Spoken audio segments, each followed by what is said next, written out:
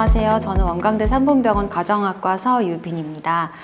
오늘 나눠볼 주제는 비만이라는 것인데 요즘에 가장 핫한 건강 이슈 중에 하나죠.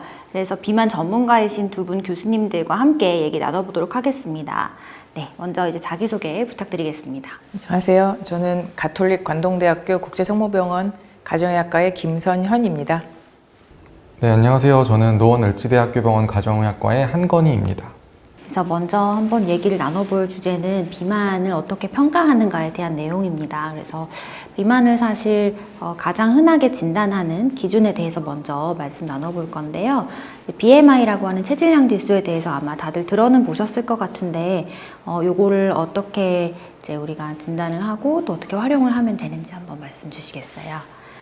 비만은 보통 자기가 뚱뚱하다고 생각하거나 이런 표현을 해도 되는지 모르겠지만 그러니까 자기가 비만하다고 느끼면 사실 병원에 다 오시긴 하는데 비만도 진단 기준이 있습니다. 체질량 지수, 영어로는 바디 매스 인덱스라고 해서 자기 몸무게, 킬로그램을 키의 제곱으로 나눈 거거든요. 그래서 키는 미터로 해야 되고 센치로 하시면 안 되고요.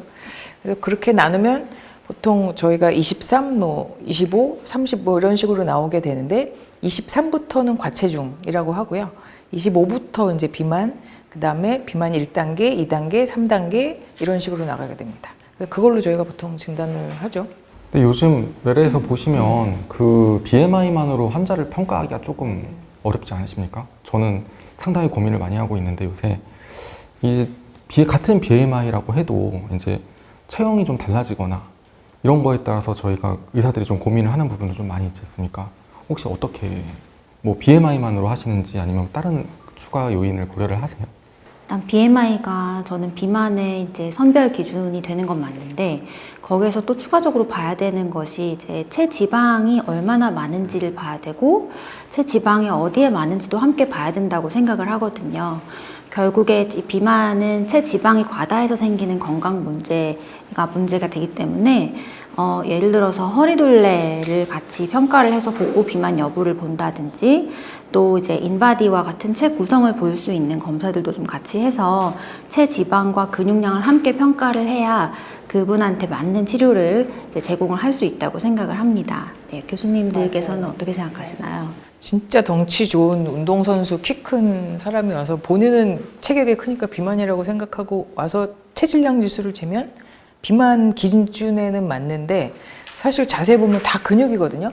근데 그런 사람은 비만이라고 하기가 조금 애매해서 체질량 지수의 여러 가지 단점도 물론 있지만 그거를 좀 고려하셔서 진단을 하셔야 될 것 같고 아까 선생님 말씀하신 것처럼 다른 기준도 조금 참고를 하셔야 될 것 같아요. 복부 비만 이런 거를 참고하시면 더 좋을 것 같아요. 네, 그렇죠. 그리고 사실 겉보기에는 비만이 아닌데 건강하지 않은 분들도 있을 수 있잖아요. 그래서 마른 비만이라고들 많이 하는데 그런 분들 같은 경우에는 근육량도 적고 기초 대사량도 적고 그다음에 혈액 검사 같은 거 해보면은 당뇨 전 단계고 이런 대사 이상도 동반된 경우들이 많아요.